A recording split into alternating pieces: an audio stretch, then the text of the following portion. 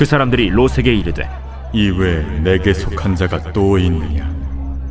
내 사위나 자녀나 성 중에 내게 속한 자들을 다 성 밖으로 이끌어내라. 그들에 대한 부르짖음이 여호와 앞에 크므로 여호와께서 이곳을 멸하시려고 우리를 보내셨나니 우리가 멸하리라. 소돔과 고모라를 향한 하나님의 심판이 시작되었습니다. 시간이 촉박해졌습니다. 12절입니다. 그 사람들이 롯에게 이르되 이외에 내게 속한 자가 또 있느냐?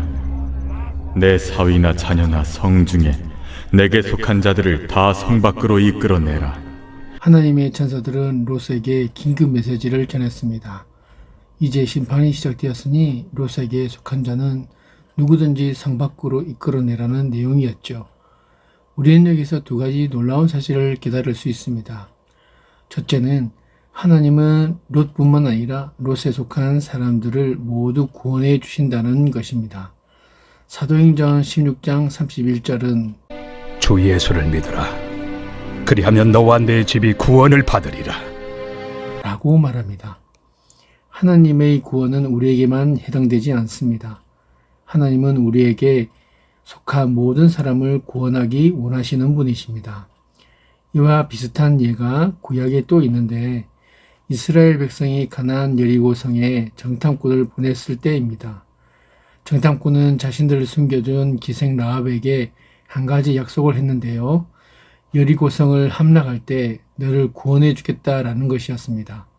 그런데 여리고 성이 함락될 때 기생 라합만 구원받은 것이 아니라 그 가족까지 구원을 얻었습니다. 믿음은 개인적인 것입니다. 나 자신이 예수님을 나의 구주로 믿고 구원받는 것입니다. 그렇지만 놀라운 사실은 한 사람이 예수 그리스도를 믿음으로 말미암아 그 가족 전체에 구원의 복이 허락된다는 것입니다. 언젠가 예수를 믿지 않은 가정에서 추도 예배를 인도한 일이 있었는데요. 대가족이 한 자리에 모였었습니다. 예배를 드리는데 한 자매가 계속 눈물을 흘렸습니다. 알고 보니 예수님을 믿는 집안에서 자란 자매였습니다. 그런데 시집 와서 교회를 다니지 못하다가 오랜만에 목사님을 만나 하나님의 말씀을 들으니 감격해서 눈물을 참지 못한 것이었습니다. 하나님이 그 자매의 눈물을 기억하시리라 믿습니다. 혼자 믿는다고 괴로워하지 마십시오. 하나님이 가족들을 모두 구원해 주실 것입니다. 하나님이 롯뿐만 아니라 그와 관련된 사람들도 구원하셨듯이 우리와 관련된 가족들도 구원해 주실 줄 믿습니다. 둘째, 구원이란 심판당에 멸망하는 성 밖으로 이끌어내는 것이라는 사실입니다. 소돔성에 계속 머물러 있으면 성이 멸망하면서 우리 역시 구원의 길을 잃게 되는 것이죠. 이스라엘 백성은 430년 동안 애굽에서 살았습니다. 애굽은 화려한 도시였죠.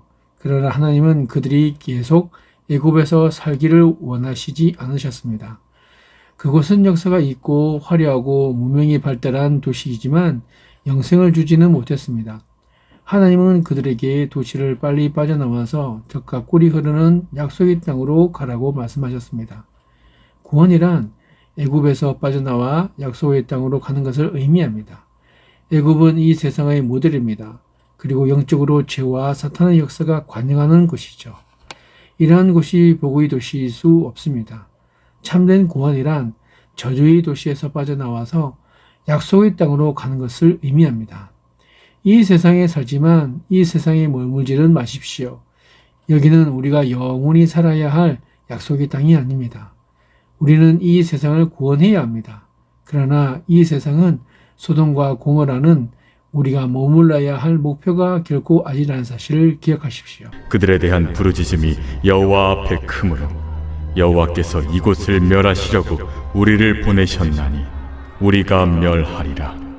이 지상은 언젠가 없어지고 말 것입니다. 이 세상은 영원하지 않습니다. 주님은 분명히 다시 오셔서 의로운 재판장으로 이 세상을 심판하실 것입니다. 죄는 반드시 심판받게 되어 있습니다. 심판은 하나님이 하시지만 실행은 천사들이 합니다. 천사들은 우리가 멸하리라 라고 말했습니다. 요한계시록을 보면 천사들은 하나님께 찬양과 경배를 했습니다. 그러나 동시에 진노의 대접을 땅에 쏟기도 했습니다. 인류 역사의 마지막 날 예수님이 다시 오실 때 이 세상은 심판을 받고 그때 천사들은 진노의 대접을 쏟을 것입니다. 소돔과 고모라가 멸망한다는 긴급 소식을 들은 롯은 마음이 급해졌습니다. 어쩔 줄 몰라 당황하기 시작했습니다. 평소에 믿음으로 살지 않은 사람은 위기에 처하면 어쩔 줄을 모릅니다. 교회를 다녀도 평소에 신앙생활을 차분히 하지 않은 사람은 암에 걸리거나 사업에 어려움이 생기는 등 어려움을 만나면 갈대처럼 흔들리고 맙니다. 롯이 바로 그런 사람이었습니다. 하나님을 믿고 신뢰했지만 자기 마음대로 살았습니다. 그래서 소돔에 가서 살았죠. 그는 하나님을 믿으면서도 세상적인 삶을 살았습니다. 그는 하나님을 따라간 것이 아니라 사람을 따라간 것이죠. 늦게야 철이 들었고 하나님을 만났습니다. 그러나 그는 위기를 감당할 능력이 없었습니다. 그의 마음은 이리저리 흔들리는 갈대와 같은 것이죠. 사랑하는 성도 여러분, 그렇습니다. 복음은 그런 우리, 바로 이리저리 흔들리고 갈대와 같이 흔들리는 우리들을 하나님께서 그렇게 놓아두시지 않으시고 포기하지 않으시고 끝까지 우리를 손잡아 주시고 찾아와 주신다는 사실입니다. 이제 우리의 눈을 열어서 하나님을 바라보십시다.